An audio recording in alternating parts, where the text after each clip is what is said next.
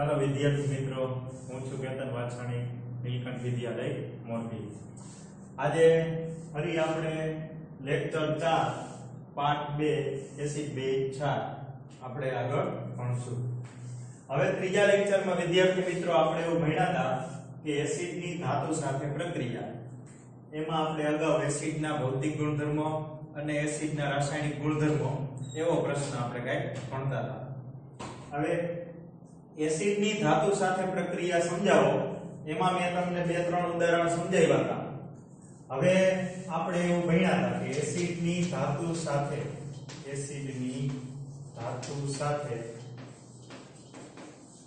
પ્રક્રિયા સમજાવો.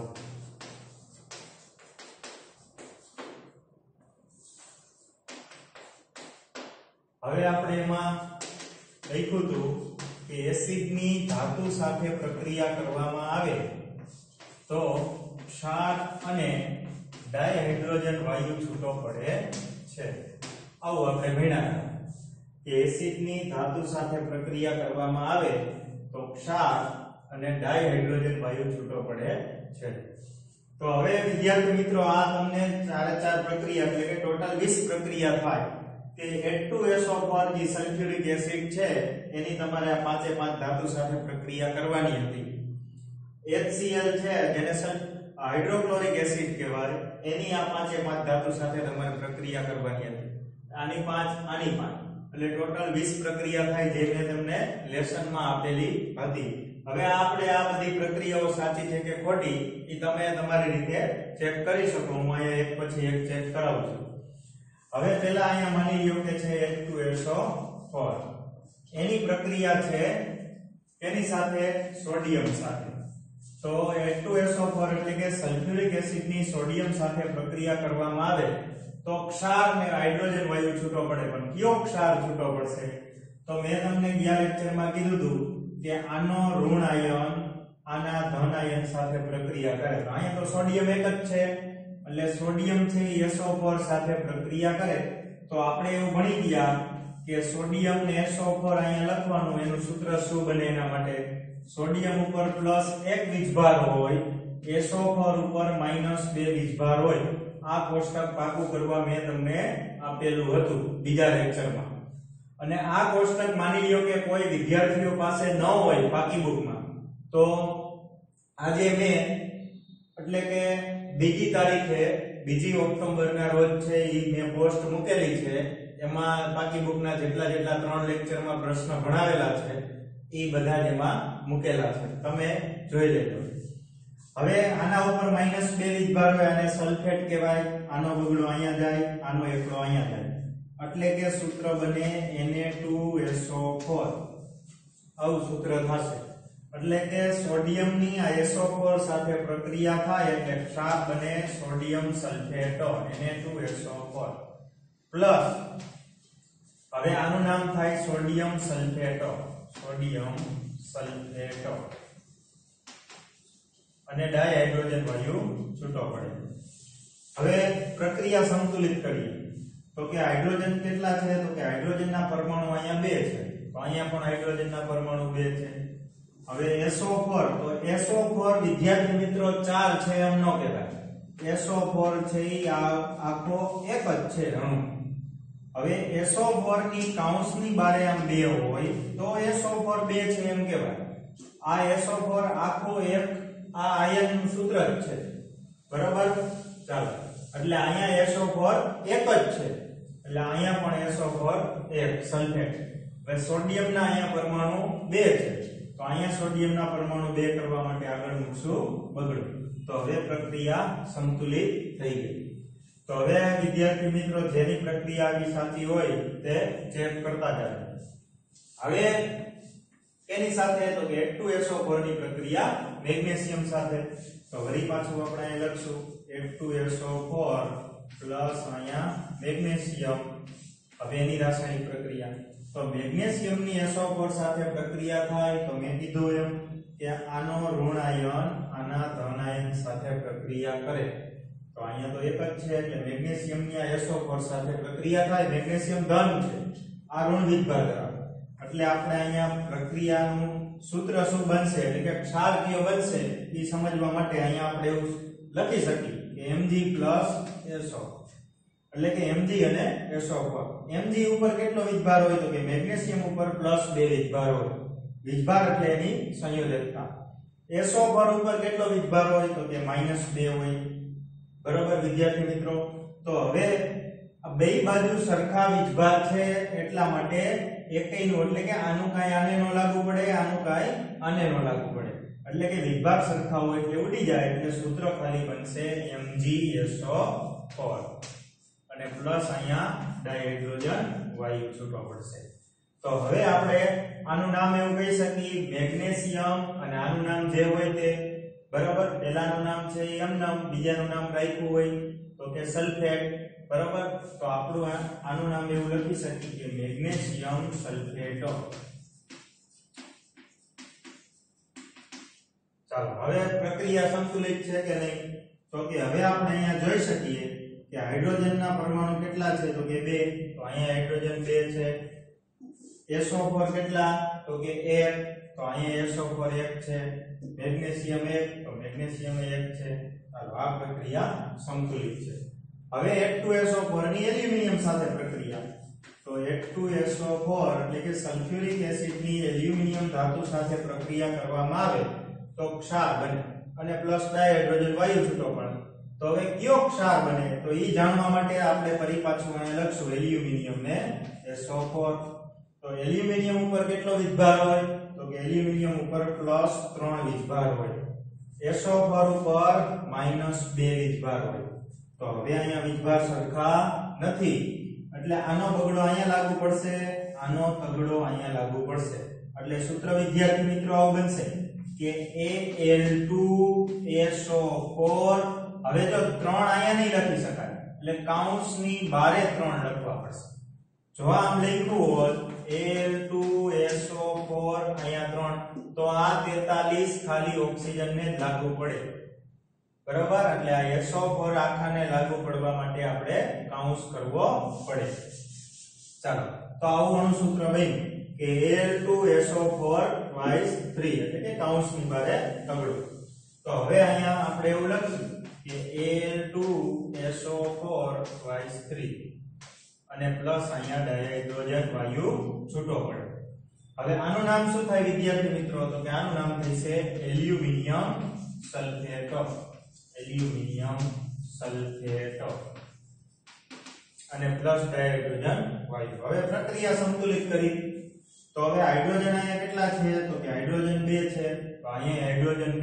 છે હવે SO4 કેટલા છે તો કે SO4 અહીંયા એક જ છે અહીંયા કાઈ કાઉન્સ કરી લખેલું નથી એટલે એનો મતલબ એક કાઈ નો એટલે એક હોય એટલે SO4 અહીંયા એક છે તો અહીંયા SO4 કેટલા છે તો કે 3 છે તો SO4 અહીંયા 3 કરવા માટે આપણે અહીંયા આગળ 3 મૂકશું એટલે SO4 3 થયા પણ સાથે સાથે હાઇડ્રોજનના પરમાણુ પણ કેટલા થઈ ગયા તો કે 3 દુને 6 બરાબર તો આગળ જે તગડો બગડો કે 4 કે જે કંઈ મૂક્યો હોય ઈ આખા સૂત્રને એટલે કે આખા અણુસૂત્રને લાગુ પડે બરાબર એટલે આખા અણુસૂત્રને ગુણે હવે અહીંયા 3 મૂક્યા એટલે SO4 તો 3 થઈ ગયા અહીંયા 1 હતું આ SO4 છે અહીંયા 1 હોય એટલે 1 * 3 એટલે 3 તો હવે વિદ્યાર્થી મિત્રો હાઇડ્રોજન છે એ પાછા કેટલા થઈ ગયા 3 દુને 6 તો હાઇડ્રોજન અહીંયા 6 કરવા માટે વળી પાછું આપણે અહીંયા શું મૂકશું 3 એટલે 3 વડે ગુણશું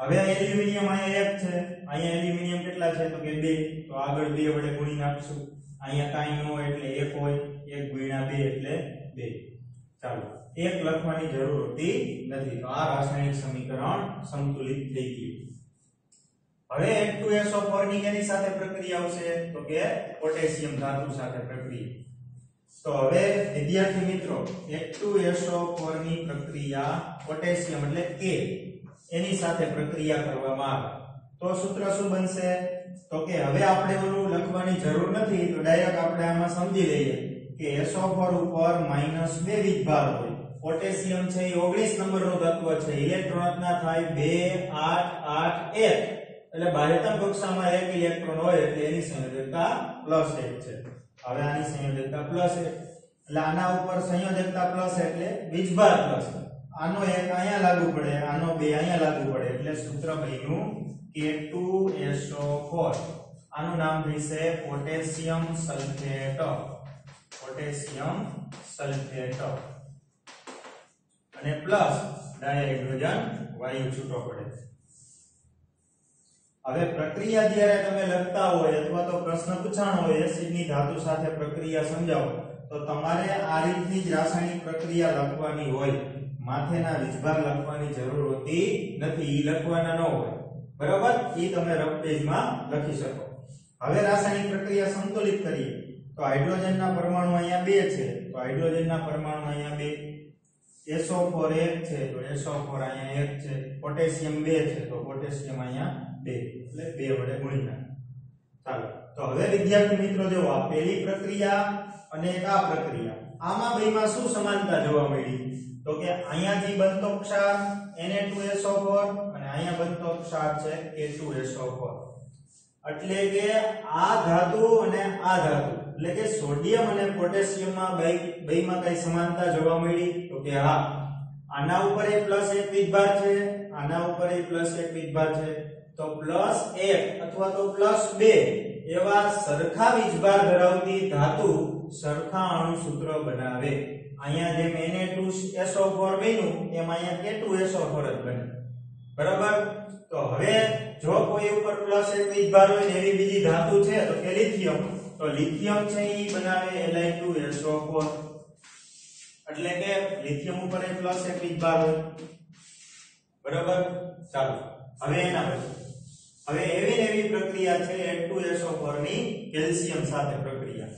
તો હવે H2SO4 ની કેલ્શિયમ સાથે પ્રક્રિયા આપણે લખશું તો વળી પાછું અહીંયા કે H2SO4 કેલ્શિયમ. ચાલો, તો હવે આપણે આમાં ડાયરેક્ટ લખશું કે SO4 ઉપર -2 વીજભાર હોય જેને સલ્ફેટ કહેવાય, કેલ્શિયમ ઉપર +2 વીજભાર હોય, 20 નંબરનું તત્વ છે, ઇલેક્ટ્રોન રચના છે 2 8 8 2, એટલે બાહ્યતમ કક્ષામાં 2 ઇલેક્ટ્રોન આવ્યા એટલે સંયોજકતા +2. હવે બે બાજુ સંયોજકતા સરખી હોય એટલે કે વીજભાર સરખા હોય તો ઉડી જાય. આનું કાંઈ આને ન લાગે, આનું કાંઈ આને ન લાગે, એટલે સૂત્ર બનશે CaSO4 અને પ્લસ હાઇડ્રોજન વાયુ છૂટો પડશે. તો હવે પ્રક્રિયા સંતુલિત કરવા માટે હાઇડ્રોજન અહીંયા 2 છે તો હાઇડ્રોજન અહીંયા 2, SO4 1 SO4 1, કેલ્શિયમ 1 કેલ્શિયમ 1, પ્રક્રિયા બેલેન્સ છે એટલે કે સંતુલિત છે. હવે આ CaSO4 અને MgSO4 આ બેમાં તમને સમાનતા શું લાગી? તો કે કેલ્શિયમ ઉપર પણ +2 વીજભાર હોય અને મેગ્નેશિયમ ઉપર પણ +2 વીજભાર હોય. તો મેં હમણાં કીધું કે સરખા વીજભાર ધરાવતી ધાતુઓ કોઈ પણ એસિડ હોય કે બેઝ હોય કે XYZ ગમે તેની સાથે પ્રક્રિયા કરે ત્યારે એવા સરખા અણુસૂત્ર બનાવતી હોય. તો હવે આ મેગ્નેશિયમ જેમ MgSO4 છે તો આનું CaSO4, એવી જ રીતે ઝિંક ધાતુ છે તો ઈ બનાવે ZnSO4. બરોબર? બેરિયમ છે તો ઈ બનાવે BaSO4. તો આના ઉપર ઝિંક ધાતુ પર +2 વીજભાર હોય, બેરિયમ ઉપર પણ +2 વીજભાર હોય, એટલે સરખા વીજભાર ધરાવતી ધાતુ આવા સરખા અણુસૂત્ર બનાવે. ચાલો, હવે આ H2SO4 ની આ 5 ધાતુ સાથે પ્રક્રિયા કરી મેં તમને સમજાવી, તમે જોઈ લ્યો કે સાચી છે કે ખોટી.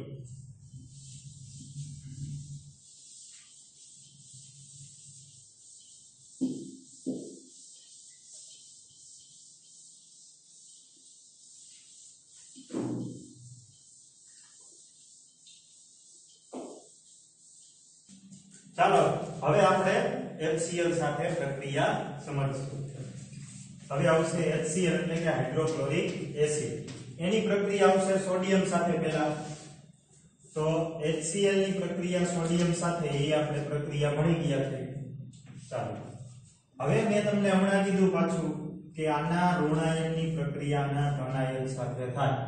તો હવે સોડિયમ છે એના ઉપર કેટલો વીજભાર હોય? તો કે પ્લસ છે. કેલ્શિયમ ક્લોરીન છે એના ઉપર કેટલો વીજભાર હોય? તો કે માઈનસ છે. 17 નંબરનું તત્વ છે ક્લોરીન. ઇલેક્ટ્રોન રચના થાય 2 8 7, બાહ્યતમ કક્ષામાં 7 ઇલેક્ટ્રોન હોવાથી એને એક ઇલેક્ટ્રોનની જરૂર છે એટલે એની સંયોજકતા -1 આવું આપણે 9મા ધોરણમાં ભણી ગયા. સોડિયમ છે તો એની ઇલેક્ટ્રોન રચના થાય 2 8 1 11 નંબરનું તત્વ છે. બાહ્યતમ કક્ષામાં એક ઇલેક્ટ્રોન હોવાથી એની સંયોજકતા +1 થાય. બે બાજુ વીજભાર સરખા હોય વિદ્યાર્થી મિત્રો ત્યારે શું થાય તો કે ત્યારે વીજભાર છે ઈ એકેયના કાંઈ અહીંયા લાગશે નહીં અને ઉડી જશે સંયોજક. એટલે સૂત્ર બનશે ખાલી NaCl અને પ્લસ અહીંયા ડાયહાઇડ્રોજન વાયુ છૂટો પડશે. તો હવે વિદ્યાર્થી મિત્રો આપણે પ્રક્રિયા સંતુલિત કરી. તો હવે આપણે પ્રશ્ન એવો થાય અહીંયા તો હાઇડ્રોજન એક જ હતો, અહીંયા H2 કેમ છૂટો પડ્યો? તો મેં તમને ત્રીજા લેક્ચરમાં એવું કીધું હતું કે હાઇડ્રોજન, ક્લોરીન, નાઇટ્રોજન ને ઓક્સિજન આ ચારે ચાર અણુ સ્વરૂપે છૂટા પડે, એકલા અસ્તિત્વ ધરાવતા નથી. એટલે હાઇડ્રોજન ને બોલાય ડાયહાઇડ્રોજન વાયુ. બરાબર. ચાલો તો હવે પ્રક્રિયા સંતુલિત કરવા માટે હાઇડ્રોજન અહીંયા એક છે, અહીંયા હાઇડ્રોજનના પરમાણુ 2 છે. તો હવે અહીંયા આપણે લખશું 2 એટલે આગળ બગડો મૂકશું એટલે હાઇડ્રોજન 2 થયા, સાથે સાથે ક્લોરીન પણ 2 થઈ ગયા. આગળ બગડો હોય એ આખા અણુસૂત્રને લાગુ પડે. હવે ક્લોરીન 2 થયા એટલે અહીંયા ક્લોરીન એક જ છે તો અહીંયા બગડો મૂકશું એટલે ક્લોરીન 2 થઈ ગયા. ક્લોરીન 2 થયા પણ સાથે સાથે સોડિયમ પણ 2 થઈ ગયા. તો આ પાછી વળી અહીંયા 2 મૂકવા પડશે.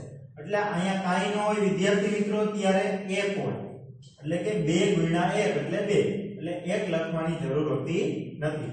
તો હવે આનું નામ થશે સોડિયમ ક્લોરાઇડ. હવે આપણે તે દિવસે એટલે કે બીજા લેક્ચરમાં મેં તમને એવું કીધું હતું કે જો કોઈ અથવા તો 9મા ધોરણમાં ભણાવ્યું હશે કે જો કોઈ અણુસૂત્રની પાછળ ફ્લોરીન એટલે કે F હોય, Cl એટલે ક્લોરીન, Br એટલે બ્રોમિન અને I એટલે આયોડિન જેના ઉપર -1 વીજભાર હોય અને ઓક્સિજન અને સલ્ફર જેના ઉપર -2 વીજભાર હોય તો આપણે એવું ચાલો એટલે કે આના ઉપર -2 વીજભાર હોય, આના ઉપર -2 વીજભાર હોય. બરાબર વિદ્યાર્થી મિત્રો. હવે આના ઉપર 1 વીજભાર હોય, આના ઉપર -2 વીજભાર હોય. જે અણુસૂત્રની પાછળ ફ્લોરીન આવે એટલે કે માની લ્યો કે HF. તો આનું નામકરણ કેવી રીતે કરવું તો ઈ આપણે 9મા ધોરણમાં ભણી ગયા, પણ અત્યારે થોડું યાદ કરી લે. તો કે પહેલાનું નામ એમ નામ, બીજાના નામની પાછળ આઈડ પ્રત્યય લગાડવો એટલે આનું નામ થાય હાઇડ્રોજન અને આનું નામ છે ફ્લોરીન. તો ફ્લોરીનની પાછળ આઈડ લગાડો એટલે થાય ફ્લોરાઇડ. આને કહેવાય હાઇડ્રોજન ફ્લોરાઇડ. બરાબર વિદ્યાર્થી મિત્રો.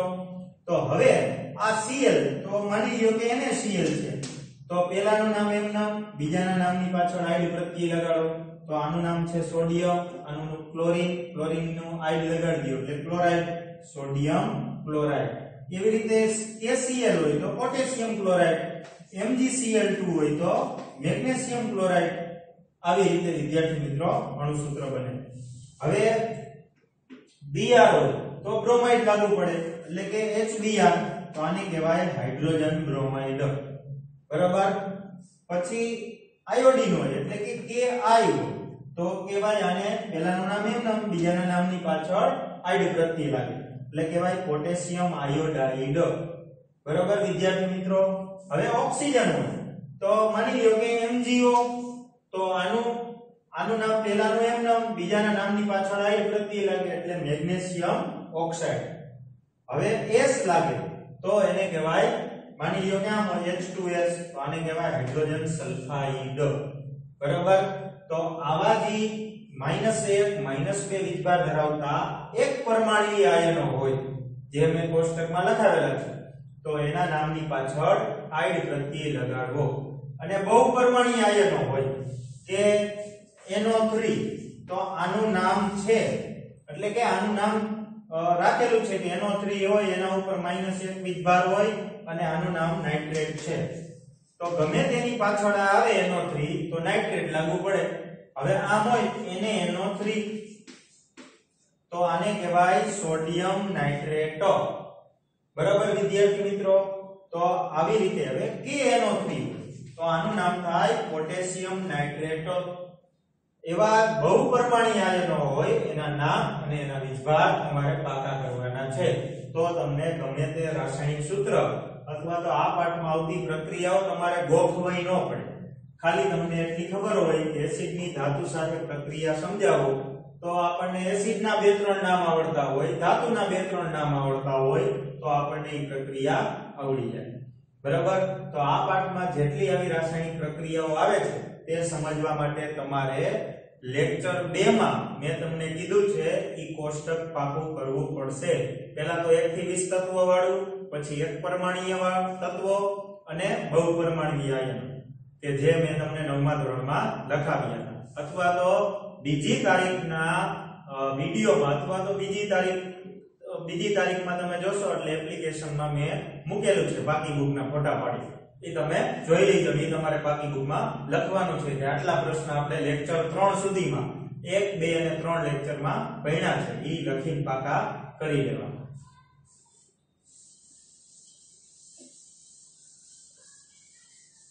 ચાલો હવે HCl ની પ્રક્રિયા આવશે મેગ્નેશિયમ સાથે. પહેલા આપણે ભણ્યા સોડિયમ સાથે, હવે મેગ્નેશિયમ સાથે.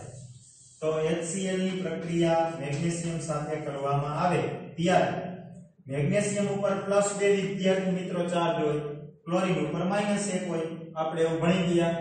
હવે આ કોષ્ટક 1 થી 20 તત્વો વાળું મોઢે હોય તો જનરલી બધી જ પ્રક્રિયાઓ સમજવી સહેલી પડશે. હવે આ મેગ્નેશિયમ ઉપરનો +2 વીજભાર છે, અહીંયા જાય, આનો -1 વીજભાર અહીંયા જાય, એટલે કે સૂત્ર બનશે Mg, આનો 1 અહીંયા લાગે એટલે 1 લખવાની જરૂર નથી, અને Cl એટલે આનો 2 અહીંયા લાગે એટલે MgCl2. આપણે અલગથી લખશું નહીં, ડાયરેક્ટ આના ઉપરથી પણ સમજી શકાશે. નકર જો વિદ્યાર્થી મિત્રો સમજાય નહીં તો આપણે આવી રીતે લખી શકીએ કે મેગ્નેશિયમ અને ક્લોરીન, આના ઉપર +2 વીજભાર, આના ઉપર -1 વીજભાર, તો આનો એકડો અહીંયા, આનો બગડો અહીંયા, એટલે આવી રીતે MgCl2. આને કહેવાય મેગ્નેશિયમ ક્લોરાઇડ. ક્લોરીન હોય તો આઇડ પ્રત્યય લગાડી અને ક્લોરાઇડ થઈ જાય. ચાલો હવે એના પછી પ્લસ અહીંયા હાઇડ્રોજન વાયુ છૂટો પડશે. હવે રાસાયણિક પ્રક્રિયા સંતુલિત કરશું કે હાઇડ્રોજન અહીંયા કેટલા છે, તો કે હાઇડ્રોજનનો પરમાણુ અહીંયા 1 છે, તો અહીંયા હાઇડ્રોજનના પરમાણુ 2 છે, એટલે પ્રક્રિયા સંતુલિત કરવા માટે આગળ બગડો મૂકશું. 2 વડે ગુણશું ત્યારે તો કે આગળ જે 2 મૂકેલા હોય એ આખા અણુ સૂત્રને લાગુ પડે, એટલે કે 2 હાઇડ્રોજન થયા તો સાથે સાથે 2 ક્લોરીનના પરમાણુ પણ થઈ ગયા, તો ક્લોરીન 2 કરવા માટે આ બાજુ તો કે ક્લોરીન 2 જ છે. હવે મેગ્નેશિયમ 1 તો મેગ્નેશિયમ 1, તો આનું નામ થશે મેગ્નેશિયમ ક્લોરાઇડ. આના નામ લખવા જરૂરી છે. હવે એના પછી કે HCl ની પ્રક્રિયા આપણે કરશું એલ્યુમિનિયમ ધાતુ સાથે. ચાલો હવે ત્રીજી HCl ની પ્રક્રિયા એલ્યુમિનિયમ. તો હવે ક્લોરીન છે એની પ્રક્રિયા એલ્યુમિનિયમ સાથે થાય વિદ્યાર્થી મિત્રો. તો એલ્યુમિનિયમ ઉપર કેટલો વીજભાર હોય, તો કે એલ્યુમિનિયમ 13 નંબરનું તત્વ છે, એની ઇલેક્ટ્રોન રચના, આનો પરમાણુ ક્રમાંક 13 છે, ઇલેક્ટ્રોન રચના થશે 2 8 3. તો બાહ્યતમ કક્ષામાં 3 આવ્યા એટલે એની સંયોજકતા થશે +3. અને ક્લોરીન, તો ક્લોરીનનો પરમાણુ ક્રમાંક છે 17 છે, ઇલેક્ટ્રોન રચના થાય 2 8 7. બાહ્યતમ કક્ષામાં 7 ઇલેક્ટ્રોન હોવાથી અને કક્ષા પૂરી કરવા માટે 1 ઇલેક્ટ્રોનની જરૂર છે, એટલે આની સંયોજકતા થશે -1.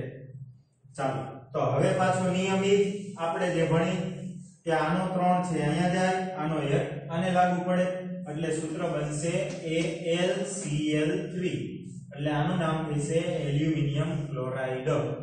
ચાલો હવે પ્લસ ડાયહાઇડ્રોજન વાયુ છૂટો પડશે. તો હવે અહીંયા HCl ની એલ્યુમિનિયમ સાથે પ્રક્રિયા થઈ તો એલ્યુમિનિયમ ક્લોરાઇડ અને ડાયહાઇડ્રોજન વાયુ છૂટો પડ્યો. હવે રાસાયણિક પ્રક્રિયા સંતુલિત કરી.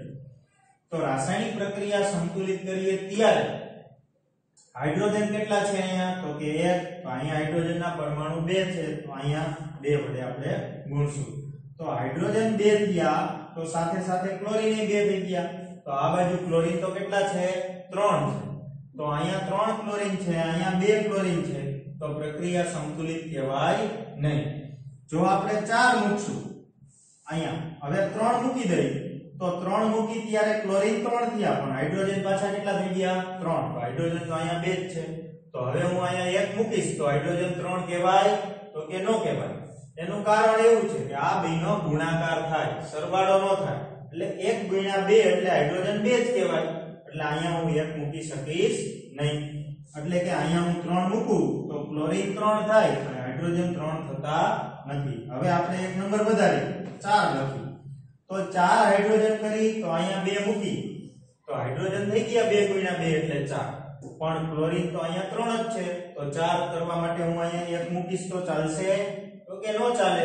શું કામ? તો કે આ 1 ગુણ્યા 3 અને આ બેનો ગુણાકાર થાય, સરવાળો નો થાય, એટલે અહીંયા ક્લોરીન તો 3 ના 3 જ રહેશે. એટલે અહીંયા આપણે 4 મૂક્યા છે ઈ કેવા છે? ખોટા. હવે આપણે અહીંયા 5 મૂકી વિદ્યાર્થી મિત્રો, તો 5 મૂકશું તો હાઇડ્રોજન 5 થાય, તો હાઇડ્રોજન 5 અહીંયા 2 છે એટલે હાઇડ્રોજન 5 છે ઈ કરવા કેવા છે? મુશ્કેલ, એટલે કે અપૂર્ણાંકમાં સંખ્યા. એટલે અહીંયા 2.5 વડે ગુણી નાખી તો હાઇડ્રોજન 5 થઈ જાય, પરંતુ રાસાયણિક પ્રક્રિયાનો એવો નિયમ છે કે નાનામાં નાની પૂર્ણાંક સંખ્યા વડે રાસાયણિક પ્રક્રિયા બેલેન્સ કરવી, એટલે કે સંતુલિત કરવી. એટલે આ પૂર્ણાંક સંખ્યા છે નહીં, એટલે પૂર્ણાંક સંખ્યા વડે રાસાયણિક પ્રક્રિયા સંતુલિત કરવી એવો નિયમ છે. હવે નાનામાં નાની પાછી, હવે અહીંયા 5 મૂક્યા પણ ઈ કેવા છે? ખોટા. હવે 6 મૂકશું વિદ્યાર્થી મિત્રો તો હાઇડ્રોજન કેટલા થયા? 6. પહેલા તો ગમે તે એક સમીકરણમાં કોઈ પણ એક પરમાણુ એક તત્વ સંતુલિત ન થતું હોય ત્યાં સુધી બીજું થતું હોય નહીં, એક પછી એકનો જ વારો લેવાનો. તો હાઇડ્રોજન અહીંયા 6 થયા તો અહીંયા હાઇડ્રોજન 2 છે તો અહીંયા હું 3 વડે ગુણી શકું, 3 દુને 6. તો હાઇડ્રોજન અહીંયા 6 પરમાણુ, અહીંયા પણ 6 પરમાણુ. હવે ક્લોરીનના કેટલા પરમાણુ થયા વિદ્યાર્થી મિત્રો? 6. તો અહીંયા ક્લોરીનના 6 પરમાણુ કરવા માટે હું આગળ 2 વડે ગુણીશ, 2 કરીને 6. તો હવે કોણ રહ્યું બાકી? એલ્યુમિનિયમ. તો અહીંયા એલ્યુમિનિયમનો એક જ પરમાણુ છે, અહીંયા એલ્યુમિનિયમ કેટલા કહેવાય? 2 કહેવાય. એલ્યુમિનિયમ 3 દુને 6 નો કહેવાય, કારણ કે આ 3 ક્લોરીનને જ લાગુ પડે, બરાબર? આગળ હોય બધાને લાગુ પડે, પાછળ જેની નીચે લાગુ પડતો હોય એને એકને લાગુ પડશે. એટલે એલ્યુમિનિયમ 2 છે તો અહીંયા 2 મૂકી દો. તો હવે આ રાસાયણિક પ્રક્રિયા સંતુલિત કહેવાય. આનું નામ તો એ જ થાય, એલ્યુમિનિયમ ક્લોરાઇડ. હવે જો વિદ્યાર્થી મિત્રો તમને એવો પ્રશ્ન પૂછાય કે એલ્યુમિનિયમ ક્લોરાઇડ નું રાસાયણિક સૂત્ર શું, તો આપણે તો ખાલી આને AlCl3 આને જ એલ્યુમિનિયમ ક્લોરાઇડ નું રાસાયણિક સમીકરણ એટલે કે રાસાયણિક સૂત્ર કહીશું. શું કામ? તો કે આગળ બગડો મૂક્યો ઈ તો રાસાયણિક પ્રક્રિયા સંતુલિત કરવા માટે મૂક્યો છે. હવે 2 ની જગ્યાએ હું અહીંયા 4 પણ મૂકી શકું, અહીંયા 4 મૂકું તો અહીંયા 6 થાય, અહીંયા 4 થાય, અહીંયા 12 આવે, એટલે કે બધાય ડબલ થઈ જાય. તો અહીંયા 4 મૂકું તો હવે તમને રાસાયણિક સૂત્ર પૂછે એલ્યુમિનિયમ ક્લોરાઇડ નું રાસાયણિક અણુ સૂત્ર લખો, તો તમે આવું ન લખી શકો 2AlCl3, કારણ કે અહીંયા 2 મૂક્યા ઈ રાસાયણિક પ્રક્રિયા સંતુલિત કરવા માટે છે, બરાબર? તો આની જગ્યાએ ખાલી આટલું જ સમીકરણ સૂત્ર તો ખાલી આટલું જ થાય એલ્યુમિનિયમ ક્લોરાઇડ, એવું બધા જ માં લાગુ પડશે. તમને એમ પૂછે કે મીઠાનું રાસાયણિક સૂત્ર લખો એટલે કે સોડિયમ ક્લોરાઇડ, તો અહીંયા આપણે 2NaCl નહીં લખી, ખાલી NaCl જ લખશું. બગડો તો રાસાયણિક પ્રક્રિયા સંતુલિત કરવા માટે મૂકેલો છે. ચાલો હવે એના પછી કે HCl ની હવે કઈ ધાતુ સાથે પ્રક્રિયા રહી, તો કે પોટેશિયમ સાથે, K સાથે. તો હવે પોટેશિયમ સાથે પ્રક્રિયા કરવામાં આવે તો વળી પાછું વિદ્યાર્થી મિત્રો આ Cl ની પ્રક્રિયા K સાથે થાય. K એટલે એના ઉપર કેટલો વીજભાર હોય, તો કે 19 નંબરનું તત્વ છે પોટેશિયમ, ઇલેક્ટ્રોનના થાય 2 8 8 1, એટલે આના ઉપર +1 વીજભાર હોય, આના ઉપર -1 વીજભાર હોય, એટલે બે ઉપર વીજભાર સરખા છે એટલે ઉડી જાય, એટલે સૂત્ર બનશે KCl, એટલે કે પોટેશિયમ ક્લોરાઇડ, અને પ્લસ ડાયહાઇડ્રોજન વાયુ છૂટો પડશે. હવે વિદ્યાર્થી મિત્રો પ્રક્રિયા સંતુલિત કરવા માટે હાઇડ્રોજન કેટલા છે, તો કે 1, આ બાજુ તો કે 2. તો હવે આ બાજુ છે એ બગડો મૂકશું એટલે કે હાઇડ્રોજન અહીંયા 2 થશે, અહીંયા 2. હવે 2 અહીંયા આગળ મૂકેલા છે એટલે ક્લોરીન 2 કહેવાય. તો ક્લોરીન 2 કરવા માટે અહીંયા 2 નહીં મૂકી, આપણે ક્યાં મૂકશું? આગળ. જે કાંઈ ફેરફાર કરવા હોય અણુસૂત્રમાં એ આગળ આપણે 2 3 4 5 મૂકી શકીએ પ્રક્રિયા સંતુલિત કરવા માટે. તો 2 ક્લોરીન કર્યા તો સાથે સાથે પોટેશિયમ પણ 2 થઈ ગયા, તો અહીંયા 2 મૂકી દો. હવે રાસાયણિક પ્રક્રિયા થઈ ગઈ સંતુલિત. હવે HCl ની પ્રક્રિયા આવશે કેલ્શિયમ સાથે Ca. હવે કેલ્શિયમ છે એ વિદ્યાર્થી મિત્રો 20 નંબરનું તત્વ છે. ઇલેક્ટ્રોન ના થશે 2 8 8 2. બાહ્યતમ કક્ષામાં 2 ઇલેક્ટ્રોન હોવાથી એની સંયોજકતા +2 એટલે કે વીજભાર +2. કેલ્શિયમ ક્લોરીન ઉપર -1 વીજભાર. તો હવે અહીંયા વીજભાર સરખા નથી એટલે કે આનો બગડો આને લાગુ પડે, આનો એક આને લાગુ પડે એટલે સૂત્ર બનશે CaCl2 એટલે આનું નામ થશે કેલ્શિયમ ક્લોરાઇડ. બરાબર વિદ્યાર્થી મિત્રો. તો હવે એના પછી પ્લસ અહીંયા શું છૂટું પડશે તો કે ડાયહાઇડ્રોજન વાયુ છૂટો પડશે. તો હવે પ્રક્રિયા સંતુલિત કરવા માટે હાઇડ્રોજન અહીંયા કેટલા છે તો કે 1, અહીંયા હાઇડ્રોજન 2 છે. તો અહીંયા 2 વડે ગુણી નાખશું એટલે હાઇડ્રોજન 2 થઈ ગયા અને ક્લોરીન કેટલા છે તો કે અહીંયા ક્લોરીન પણ 2. તો આ બાજુ ક્લોરીન 2 છે. કેલ્શિયમ કેટલા તો કે કેલ્શિયમ અહીંયા 1 છે. તો અહીંયા પણ 1 છે. બે બાજુ કેલ્શિયમ 1 પરમાણુ છે. તો હવે આ રાસાયણિક પ્રક્રિયા સંતુલિત થઈ ગઈ. તો હમણાં મેં આગળની પ્રક્રિયામાં એટલે કે H2SO4 ની આ બધી ધાતુ સાથે પ્રક્રિયા કરી ત્યારે મેં તમને એવું કીધું હતું વિદ્યાર્થી મિત્રો કે સરખો વીજભાર ધરાવતી ધાતુઓ કોઈ પણ સાથે પ્રક્રિયા કરે ત્યારે સરખા અણુસૂત્ર બનાવે. એટલે કે જો સોડિયમ જેમ એટલે કે સોડિયમ છે એના ઉપર +1 વીજભાર છે અને પોટેશિયમ ઉપર +1 વીજભાર છે. તો આની પ્રક્રિયામાં જેમ NaCl બન્યું એમ આમાં બને ખાલી KCl. એટલે અહીંયા પ્રક્રિયા સંતુલિત કરવા માટે 2 આવ્યા તો અહીંયા પણ 2 આવી શકે. પણ 2 જ લખવા એવું જરૂરી નથી, આપણે 4 પણ લખી શકીએ. એટલે કે મેં કીધું એમ કે બધાય ડબલ કરી નાખો તો ચાલે. અહીંયા 1 હોય અહીંયા 2 થઈ જાય, 2 હોય તો 4 થાય, અહીંયા 2 4, અહીંયા 2 તો 4 થાય. બરાબર વિદ્યાર્થી મિત્રો. ચાલો હવે એના પછી હવે એવી જ રીતે બીજું છે મેગ્નેશિયમ ક્લોરાઇડ. તો મેગ્નેશિયમ ક્લોરાઇડમાં તો કે Mg ઉપર +2 વીજભાર હોય અને બીજું બન્યું કેલ્શિયમ ક્લોરાઇડ. તો કેલ્શિયમ ઉપર +2 વીજભાર હોય તો આમાં બન્યું MgCl2 તો આમાં CaCl2 બન્યું. એવી જ રીતે બીજી +2 વીજભાર ધરાવતી ધાતુ છે ઝિંક તો બને ZnCl2. બેરિયમ તો BaCl2. ચાલો તો હવે જેની પાછળ Cl આવે એમાં પાછળ આઇડ પ્રત્યય લગાડવાનું અને પહેલા બધી ધાતુના નામ sodium chloride, magnesium chloride, aluminium chloride, potassium chloride, calcium chloride, zinc chloride અને બેરિયમ ક્લોરાઇડ. આ રાસાયણિક પ્રક્રિયા. તો હવે વિદ્યાર્થી મિત્રો તમને જ્યારે પ્રશ્ન પૂછાય કે એસિડની ધાતુ સાથે પ્રક્રિયા સમજાવો ત્યારે 2 માર્કનો પ્રશ્ન પૂછાઈ શકે. તો 2 માર્કના પ્રશ્નમાં 2 થી 3 એટલે કે કોઈ પણ ધાતુની કોઈ પણ એસિડ સાથે પ્રક્રિયા તમે લખી શકો અને ઈ 2-3 માર્કમાં એટલે કે 2 માર્કમાં પ્રશ્ન પૂછાય તો 3 પ્રક્રિયા તમારે લખવાની હોય અને ઉપર આ લીટી લખવાની. અને ઉપર એવું લખાણ પણ લખવું પડે કે એસિડની ધાતુ સાથે પ્રક્રિયા કરવામાં આવે ત્યારે ક્ષાર અને ડાયહાઇડ્રોજન વાયુ છૂટો પડે છે. બરાબર. ચાલો તો આ તો એક યાદ રાખવા માટે લખેલું છે ને એની ઉપર ઉંબોયલો એવું લખવું પડે કે એસિડની ધાતુ સાથે રાસાયણિક પ્રક્રિયા કરવામાં આવે ત્યારે ક્ષાર અને ડાયહાઇડ્રોજન વાયુ છૂટો પડે છે. ચાલો વિદ્યાર્થી મિત્રો ઓલી 5 પ્રક્રિયા H2SO4 ની HCl ની 5 પ્રક્રિયા 10 પ્રક્રિયા થઈ અને જોઈ લ્યો તમે કેટલી તમારી પ્રક્રિયા સાચી છે. હવે એના પછી આવશે આપણે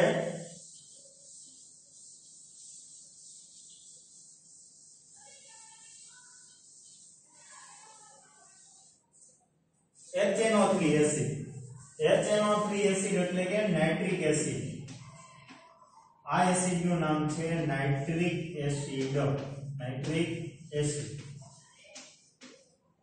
હવે વિદ્યાર્થી મિત્રો આ પ્રક્રિયા એટલે કે આ પ્રશ્ન પૂરો થાય ત્યારે આ વસ્તુ ખરેખર લખવાની છે તમારે કે નાઇટ્રિક એસિડ ધાતુ સાથે પ્રક્રિયા કરીને ડાયહાઇડ્રોજન વાયુને બદલે પાણી બનાવે છે. શું બનાવે છે? પાણી. કે નાઇટ્રિક એસિડ ધાતુ સાથે પ્રક્રિયા કરી ક્ષાર તો બને વિદ્યાર્થી મિત્રો એમાં પણ ડાયહાઇડ્રોજન વાયુ ઉત્પન્ન થવાને બદલે શું બનાવે? પાણી બનાવે, H2O બનાવે. બરાબર. તો આ એસિડની ધાતુ સાથે પ્રક્રિયા થશે નહીં. થશે પણ શું બનાવશે? પાણી. તો આવું MCQ માં ખાલી જગ્યામાં પૂછાઈ શકે. કે કયો એસિડ છે કે જે ધાતુ સાથે પ્રક્રિયા કરીને હાઇડ્રોજન વાયુ ઉત્પન્ન કરવાને બદલે પાણી બનાવે છે, તો HNO3. અથવા તો એવું પણ પૂછાઈ શકે કે HNO3 એટલે કે નાઇટ્રિક એસિડ ધાતુ સાથે પ્રક્રિયા કરીને શું ઉત્પન્ન કરે છે, તો કે ક્ષાર અને શું ઉત્પન્ન કરે છે, તો પાણી બનાવશે. બરાબર. ચાલો તો આ એક લીટી એટલે કે આ એક લખાણ લખી લેવાનું નીચે. એટલે કે નાઇટ્રિક એસિડ ની જો તમે આ બધી ધાતુ સાથે પ્રક્રિયા બનાવી હોય તો અહીંયા બધાયમાં શું છૂટું પાડવું પડે, પાણી છૂટું પાડવું પડશે. બરાબર. તો આ પ્રક્રિયાઓ છે એની જગ્યાએ ખાલી એક આ લીટી લખી દેજો. હવે બનશે H2CO3. તો H2CO3 એટલે આ એસિડ નું નામ છે કાર્બોનિક એસિડ. હવે એની પ્રક્રિયા આપણે કરશું અહીંયા સોડિયમ સાથે. પેલી ધાતુ સોડિયમ, તો સોડિયમ સાથે પ્રક્રિયા કરી એટલે હવે અહીંયા શું બનશે, તો હવે મેં તમને કીધું એમ કે આનો ઋણાયન છે આના ધનાયન સાથે પ્રક્રિયા કરે, આના ઉપર પ્લસ એક વીજભાર હોય, CO3 છે એના ઉપર માઈનસ 2 વીજભાર હોય, જેને કાર્બોનેટ કહેવામાં આવે, કે જે તમે માઈનસ 2 વીજભાર ધરાવતા બહુપરમાણુય આયનોમાં ભણ્યા છો. તો સોડિયમ અને અહીંયા આવશે CO3, આના ઉપર પ્લસ એક વીજભાર, આના ઉપર માઈનસ 2 વીજભાર, આનો બગડો અહીંયા લાગુ પડે, આનો એકડો અહીંયા લાગુ પડે, એટલે સૂત્ર બનશે Na2CO3 એટલે કે નટુ કાકાની કોથળી, Na2CO3. ચાલો તો હવે Na2CO3 અને પ્લસ અહીંયા ડાયહાઇડ્રોજન વાયુ છૂટો પડશે. તો NO2CO3 છે એક પ્રકારનો ક્ષાર છે જેનું નામ થશે સોડિયમ કાર્બોનેટ. તો આ કયો સોડા થશે, તો કે આ કયો સોડા થાય, તો કે ધોવાનો સોડા. ધોવાનો સોડા. બરાબર વિદ્યાર્થી મિત્રો, આ એનું સામાન્ય નામ છે ધોવાના સોડા. હવે ધોવાના સોડાનું રાસાયણિક નામ શું, તો સોડિયમ કાર્બોનેટ એનું રાસાયણિક નામ. રાસાયણિક સૂત્ર શું, તો Na2CO3 એનું રાસાયણિક સૂત્ર કહેવાય. રાસાયણિક નામ એટલે સોડિયમ કાર્બોનેટ અને સામાન્ય નામ ધોવાનો સોડા, જે આપણે ઘરે ઉપયોગ કરતા હોય. તો હવે પ્રક્રિયા બેલેન્સ કરવા માટે એટલે કે સંતુલિત કરવા માટે આપણે અહીંયા જોઈશું કે હવે અહીંયા હાઇડ્રોજન કેટલા છે, તો કે હાઇડ્રોજનના પરમાણુ 2 છે, તો અહીંયા પણ હાઇડ્રોજનના પરમાણુ 2 છે. CO3 એટલે કે કાર્બોનેટ, તો ઓમાં જેમ આપણે સલ્ફ્યુરિક એસિડમાં SO4 એક જ કહેવાતો, 4 નો કહેતા આપણે, એવી રીતે CO3 ને પણ આપણે એક જ કહેશું, આખું એક જ છે. બરાબર. આને 3 કહેવાય નહીં. જો આ CO3 લખીને કૌંસની બારે 2 કે 3 લખેલા હોય તો આપણે એને કૌંસની બારે દર્શાવવા પડે. હવે અહીંયા CO3 એક છે, તો અહીંયા CO3 એક છે, સોડિયમ અહીંયા 2 છે, તો સોડિયમ અહીંયા એક જ હોય એટલે 2 વડે ગુણવા પડે, એટલે 2 ગુણ્યા 1 એટલે 2. એક લખેલા હોતા નથી. હવે આ રાસાયણિક પ્રક્રિયા સંતુલિત છે. હવે એવું આવશે H2CO3. તો H2CO3 એટલે કે આનું નામ છે કાર્બોનિક એસિડ અને એની પ્રક્રિયા થશે વિદ્યાર્થી મિત્રો કેની સાથે, મેગ્નેશિયમ સાથે. તો હવે અહીંયા આવશે Mg મેગ્નેશિયમ. તો હવે પ્રક્રિયા લખવા માટે વળી પાછું આપણે અહીંયા લખશું કે Mg અને CO3. તો મેગ્નેશિયમ ઉપર કેટલો વીજભાર હોય, તો કે +2, CO3 ઉપર કેટલો વીજભાર હોય, તો કે -2. વીજભાર સરખા એટલે ઉડી જાય, આનું કાંઈ આને ન લાગે, આનું કાંઈ અહીંયા ન લાગે, એટલે સૂત્ર વિદ્યાર્થી મિત્રો બનશે MgCO3 અને પ્લસ ડાયહાઇડ્રોજન વાયુ છૂટો પડશે. તો આને આપણે નામ આપશું મેગ્નેશિયમ કાર્બોનેટ. બરાબર. ચાલો હવે રાસાયણિક પ્રક્રિયા સંતુલિત કરવા માટે હાઇડ્રોજનના પરમાણુ અહીંયા કેટલા છે, 2. તો હાઇડ્રોજન અહીંયા 2. કાર્બોનેટ એટલે CO3 કેટલા છે, તો કે 1. 3 નથી, કેટલા છે, 1. તો અહીંયા CO3 કેટલા છે, 1. મેગ્નેશિયમ 1, તો મેગ્નેશિયમ 1. તમારે વિદ્યાર્થી મિત્રો પાકી બુકમાં લખો ત્યારે આ બધી પ્રક્રિયાઓ લખવાની જરૂર નથી, માત્ર 4 થી 5 પ્રક્રિયા લખવાની અને જુદા જુદા એસિડ સાથે એક એક પ્રક્રિયાઓ લખવાની છે કે 2 પ્રક્રિયાની, 2 આની અને 2 આની, એવી રીતે. ચાલો હવે H2SO4 ની પ્રક્રિયા H2CO3 ની પ્રક્રિયા કેની સાથે આવશે, એલ્યુમિનિયમ ધાતુ સાથે. તો હવે આપણે અહીંયા લખશું Al. ચાલો તો હવે આ CO3 અને એલ્યુમિનિયમ વળી એને આપણે અલગથી આમ લખી શકશું. ઈ તમે રફ પેજમાં પાછળ લખી અને એવું કરી શકો. હવે એલ્યુમિનિયમ ઉપર કેટલો વીજભાર હોય તો કે +3, CO3 ઉપર કેટલો વીજભાર હોય તો કે -2. તો બે બાજુ વીજભાર સરખા નથી એટલે આનો 2 અહીંયા લાગશે, આનો 3 અહીંયા લાગે. એટલે વિદ્યાર્થી મિત્રો સૂત્ર બનશે Al અને આનો 2 અહીંયા એટલે કે Al2 CO3 અને આનો 3 પાછો લાગે એટલે આમ નહીં લખી આપણે તો ઓક્સિજન 33 થઈ જશે એટલે કે કૌંસની બારે તગડો. બરાબર. તો આનું નામ થશે એલ્યુમિનિયમ કાર્બોનેટ પ્લસ હાઇડ્રોજન વાયુ છૂટો પડે. ચાલો બરાબર સમજાણો.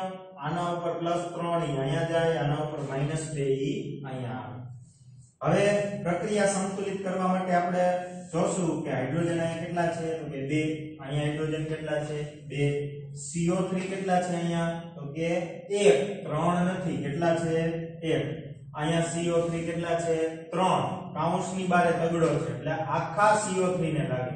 ઓક્સિજન અહીંયા કહેવાય 3 કરી 9 અને કાર્બન કહેવાય 3 ખાલી એટલે આખું CO3 ભેગું છે કાર્બોનેટ કેટલા છે તો કે 3. તો અહીંયા કાર્બોનેટ તો એક જ છે બરાબર. તો અહીંયા 3 વડે ગુણવા પડે એટલે હવે અહીંયા કાર્બોનેટ 3 થયા તો સાથે સાથે હાઇડ્રોજન પણ વધ્યા કારણ કે આ કાર્બોનેટ CO3 3 થયા તો હાઇડ્રોજન થઈ ગયા 3 દુને 6. તો અહીંયા 3 વડે ગુણશું એટલે હાઇડ્રોજન થઈ ગયા 3 દુને 6. હવે એલ્યુમિનિયમ કેટલા તો કે 2 તો અહીંયા મૂકશું 2, અહીંયા 1 હોય એટલે 2 ગુણ્યા 1 એટલે 2. ચાલો આનું નામ થશે એલ્યુમિનિયમ કાર્બોનેટ. હવે એના પછી પ્રક્રિયા આવશે H2CO3 ની પ્રક્રિયા થશે કેની સાથે પોટેશિયમ સાથે. તો પોટેશિયમ ઉપર કેટલો વિદ્યાર્થી મિત્રો વીજભાર હોય +1, આના ઉપર -2. તો આનો 1 અહીંયા લાગે, આનો 2 અહીંયા લાગે એટલે સૂત્ર બનશે K2CO3. આનું નામ થશે પોટેશિયમ કાર્બોનેટ પ્લસ અહીંયા ડાયહાઇડ્રોજન વાયુ છૂટો પડે. હવે પ્રક્રિયા સંતુલિત કરવા માટે હાઇડ્રોજન કેટલા છે તો કે 2, અહીંયા હાઇડ્રોજન 2. ચાલો CO3 કેટલા તો કે 1, અહીંયા CO3 કેટલા 1, પોટેશિયમ કેટલા 2. તો અહીંયા પોટેશિયમ એક જ છે એટલે 2 વડે ગુણવા પડે એટલે 2. ચાલો હવે એના પછી હવે આમાં પણ એ જ વસ્તુ કે અહીંયા જેમ Na2CO3 બન્યું અહીંયા પણ K2CO3 જ બને. શું કામ તો કે સોડિયમ અને પોટેશિયમ ઉપર સરખો વીજભાર હોય બરાબર. એવી જ રીતે મેગ્નેશિયમ છે તો મેગ્નેશિયમમાં જેમ MgCO3 બને એમ કેલ્શિયમ હોય તો શું બનાવે CaCO3 કાકો 3 જેને આરસ પાણાનો ટુકડો કહેવામાં આવે. હવે એના પછી આ CaCO3 છે એ આરસ પાણાનો ટુકડો છે જેને કેલ્શિયમ કાર્બોનેટ કહેવાય. હવે એવી રીતે ઝિંક હોય તો ZnCO3 બનાવે, બેરિયમ હોય તો BaCO3 બનાવે. ચાલો તો હવે આ પ્રક્રિયા તમારે બાકી બુકમાં લખવાની છે. આના ફોટા હું મોકલી દીધા. ચાલો હવે એના પછી